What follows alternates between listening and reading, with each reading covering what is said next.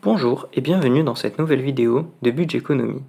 Aujourd'hui, nous allons parler des bases de la succession. Il ne s'agit pas d'un sujet très joyeux, mais la succession est à prendre en compte pour tout investisseur.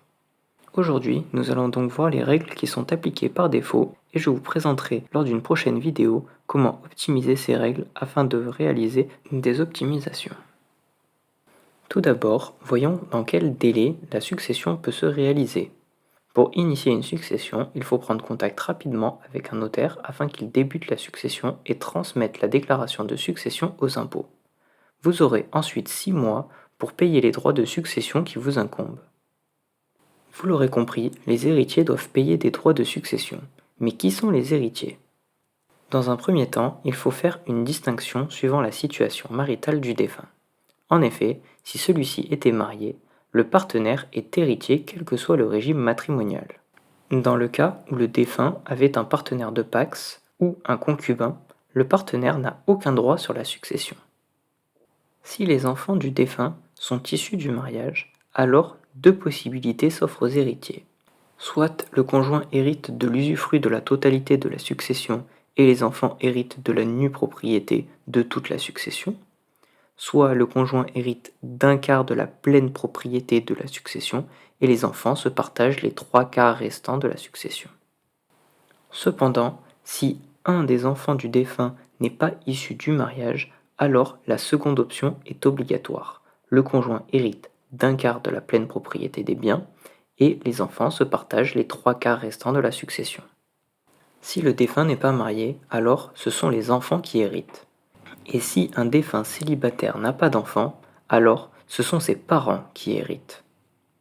Comme nous l'avons vu, les droits de succession sont des impôts qui doivent être payés 6 mois après le début d'une succession. Ils varient en fonction du lien de parenté que vous avez avec le défunt. Il est à noter que le conjoint survivant est exonéré de droits de succession. Pour calculer les droits de succession, il faut connaître l'actif net taxable. Il s'agit des actifs moins des passifs du défunt. En d'autres termes, il s'agit des propriétés auxquelles nous soustrayons les dettes. Votre part de l'actif net taxable représente votre actif successoral taxable. Enfin, la part taxable représente l'actif successoral taxable diminué de votre abattement personnel. Enfin, vos droits de succession sont votre part taxable multipliée par le barème d'imposition sur les successions. Intéressons-nous à l'abattement personnel qui varie suivant le lien de parenté avec le défunt. Pour les parents et enfants du défunt, l'abattement s'élève à 100 000 euros. Pour les frères et sœurs du défunt, l'abattement s'élève à 15 932 euros. Pour les neveux et nièces, il s'agit d'un abattement à hauteur de 7 967 euros. Enfin, en l'absence d'un autre abattement, un abattement minoritaire de 1 594 euros est appliqué à la succession. Il est à noter que les personnes en situation de handicap remplissant les conditions peuvent bénéficier d'un abattement supplémentaire de 159 325 euros. Maintenant que nous avons vu l'abattement, passons à la part taxable. Celle-ci est soumise au barème d'imposition. Le calcul est similaire à celui du calcul de l'impôt sur le revenu, bien que les montants ne soient pas les mêmes. Pour les héritiers en ligne directe, les taux sont ceux affichés actuellement à l'écran. Comme vous pouvez le voir à l'écran, pour être imposé à plus de 30%, il faut recevoir plus de 900 000 euros d'héritage. Cependant, le barème n'est plus le même pour les frères et sœurs. Les taux sont alors à 35 et 45%, comme le montre le tableau suivant. Un dernier point à connaître pour les successions est le choix d'acceptation. Lors d'une succession, vous êtes libre d'accepter ou de refuser la succession.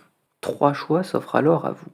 Accepter purement et simplement la succession, accepter la succession à concurrence de l'actif net, ou renoncer à la succession. Lorsque vous acceptez purement et simplement la succession, vous recevez votre part d'héritage. Vous devrez également payer les dettes du défunt dans la limite de vos droits dans la succession. Exemple, si vous percevez des droits de succession d'un quart de la succession, vous devrez payer un quart des dettes du défunt. Si vous découvrez une dette importante, vous pourrez saisir le tribunal pour en être déchargé totalement ou partiellement. A contrario, l'acceptation à concurrence de l'actif net signifie que vous ne payez pas les dettes qui dépassent la valeur des biens du défunt. Vous recevrez votre part d'héritage sans avoir à payer les dettes qui dépasseraient la valeur de l'héritage lui-même. Vos biens personnels sont donc protégés. Enfin, si vous renoncez à une succession, vous êtes considéré comme n'ayant jamais été héritier. Vous ne recevrez donc pas de biens et vous n'aurez pas à payer les dettes du défunt. Toutefois, si vous êtes ascendant ou descendant, vous pourrez être amené à participer aux frais d'obsèques en fonction de vos moyens. Cette vidéo touche à sa fin. Si vous souhaitez apprendre comment optimiser ces règles ou passer outre afin de privilégier certaines personnes pour votre héritage, je vous invite à vous abonner à la chaîne afin de ne pas manquer une des prochaines vidéos qui portera sur ce sujet. En attendant, si la vidéo vous a plu, je vous invite à mettre un like.